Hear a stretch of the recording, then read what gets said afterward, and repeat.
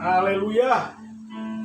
Salam sejahtera dalam kasih dan anugerah dari Tuhan Yesus Kristus, Kepala Gereja kita pagi hari ini. Saya rindu akan menyampaikan kebenaran firman Allah buat kita semua. Saya memberi judul Tetap Tegar Meski di Masa yang Sukar. Saya ulangi, tetap tegar meski di masa yang sukar.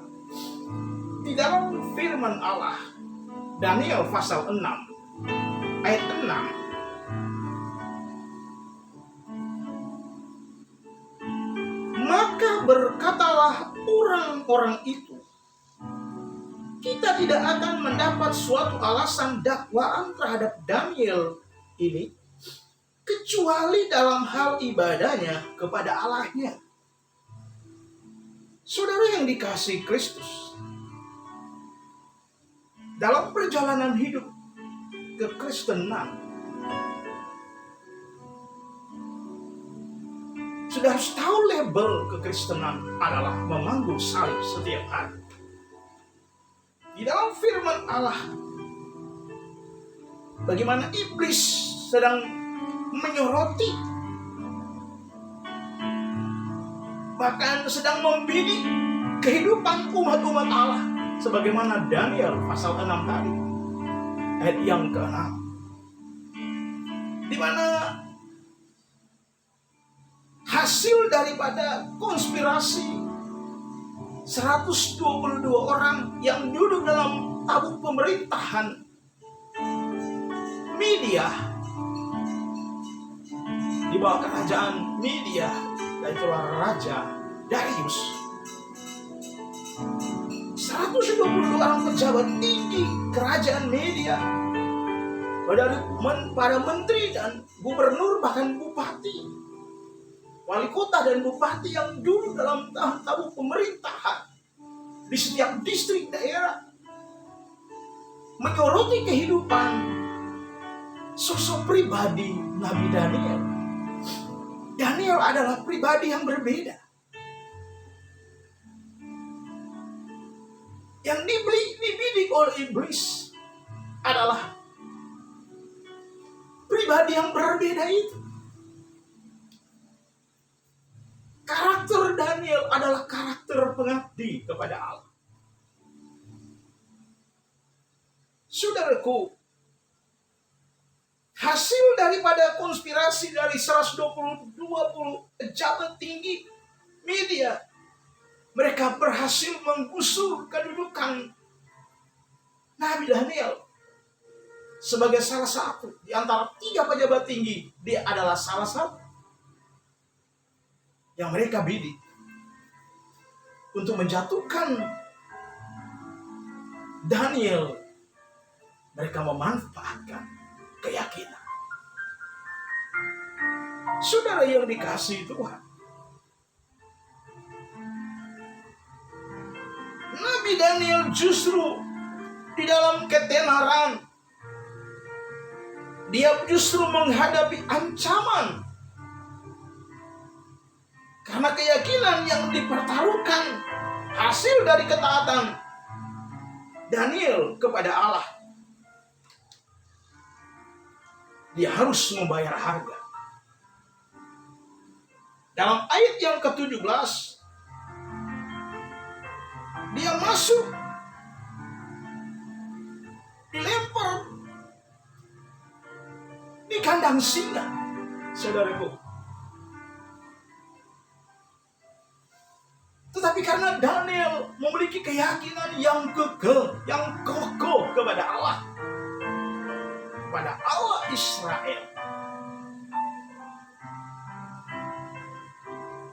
Allah mengutus malaikatnya untuk mencengkeram mulut para singa-singa itu. Singa-singa itu tidak mencabik-cabik tubuh Daniel. Karena berbagai alasan yang sangat mendasar, dia telah membayar harga yang sangat mahal itu. Ingat, hasil akhir dari orang-orang yang teguh dalam menghadapi ujian, dalam menghadapi seleksi secara ketat. Daniel lulus dalam ujian.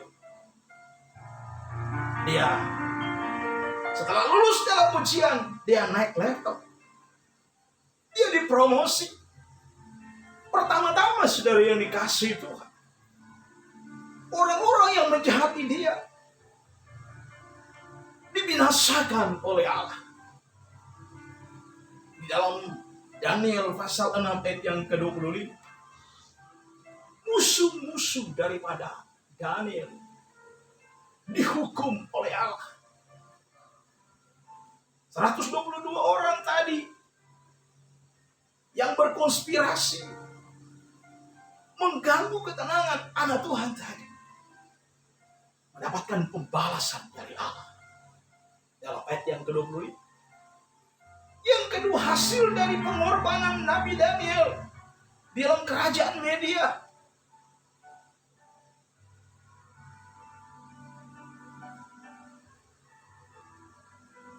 Dia mengakui kemahabesaran Allah Israel. Dalam Daniel pasal 6 ayat yang ke-27 sampai ayat yang ke-28. Yang ketiga, Daniel mendapatkan promosi lebih tinggi dalam kerajaan Media. Dalam Daniel pasal 6 ayat 29. Dari proses daripada pelatihan, sebagaimana dikatakan di dalam Injil Matius pasal 11 ayat 28 sampai ayat yang ke-23, pikulah yang kupasang. Coba kalau hal itu datang dalam hidup kita sebagai umat Allah. Ada orang yang berhasil dalam hidup karena dia mendapatkan tidak secara instan, tetapi melalui pengabdian totalitasnya. Dia dipercaya sesuai dengan talenta yang Tuhan beri. Banyak orang-orang percaya, umat-umat Allah yang dulu dalam tampuk pemerintahan dunia, dimulai dari level yang rendah, pengabdi, sebagai seorang dulos, sebagai seorang pelayan. Tapi dengan ketaatan dan kesetiaan, by step by, kualitas hidup seorang anak Tuhan diangkat oleh Tuhan. Sebagaimana Nabi Daniel diangkat oleh Tuhan. Saudaraku, kesimpulan proses akhir daripada yang dijalani oleh Nabi Daniel di dalam Pengkhotbah 3 ayat yang ke-11.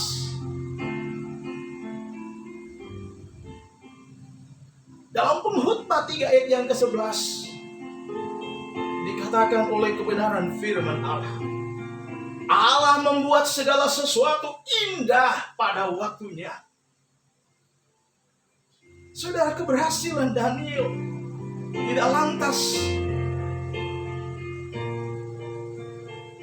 dia menjadi sombong, tapi justru pembelajaran buat kita menjadi seorang umat Allah, menjadi seorang hamba Allah. Harus sadar betul siapa kita. Keberhasilan seseorang bukan diukur ada sesuatu dapat dilihat oleh kasat mata, bukan, tapi diukur dari kualitas rohaninya yang sangat kokoh menghadapi penderitaan yang sangat berat. Hidup kekristenan kalau kita belajar, selain Nabi Daniel, ada banyak nabi-nabi lain yang mengalami hal yang sama. Mereka menjadi martir dalam penyampaian mengabarkan kebenaran Injil. Karena itu kalau kita merasa sudah dipercayakan oleh Tuhan, jangan merasa diri bahwa kita hebat. Kita tidak ada yang hebat. Kalau bukan Tuhan, saudara, tidak mungkin Daniel lolos dalam ujian. Karena kehadiran Tuhan. Dia mengutus malaikatnya melindungi Daniel. Karena kehadiran Tuhan dalam hidup kita, dia mengutus malaikatnya melindungi pribadi kita, melindungi keluarga kita, melindungi pekerjaan kita, melindungi kehidupan kita di dalam kita berkarya. Semua karena anugerah Tuhan. Karena itu kita bersyukur kepada Tuhan. Kalau Tuhan percaya dalam hidup kita, bersyukurlah dan berterima kasihlah kepada Tuhan. Sebab Tuhan kita itu baik adanya dalam hidup kita. Inilah firman Allah. Tuhan memberkati kita semua. Kita tunduk kepala, kita berdoa. Bapa yang baik, dalam nama Tuhan Yesus Kristus Juru Selamat kami, pagi hari ini hamba telah menyampaikan kebenaran firman Allah untuk mengajar kami supaya kami memahami dan mengerti di balik penderitaan ada berbagai keajaiban Tuhan yang Tuhan kerjakan dalam hidup kami. Ketika kami menyerah totalitas kehidupan ini kepada Tuhan, di kesulitan Engkau beri kemudahan, di kesusahan Engkau beri penghiburan, di kekosongan Engkau memberi kelimpahan dalam hidup kami. Ketika kami menghadapi jalan yang buntu, Engkau buka jalan dalam hidup kami. Ketika kami sakit, Engkau memulihkan, menjamah dan menyembuhkan kami. Haleluya. Terima kasih Bapa.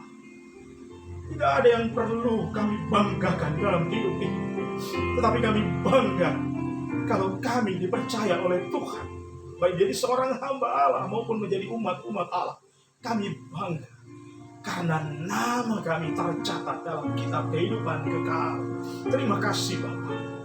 Meteraikan firman Allah ini di dalam kehidupan umat-umat Allah yang sudah mendengar kebenaran dan nasihat firman Allah pada pagi hari ini. Di dalam nama Tuhan kami Yesus Kristus kami berdoa, mengucap syukur. Haleluya.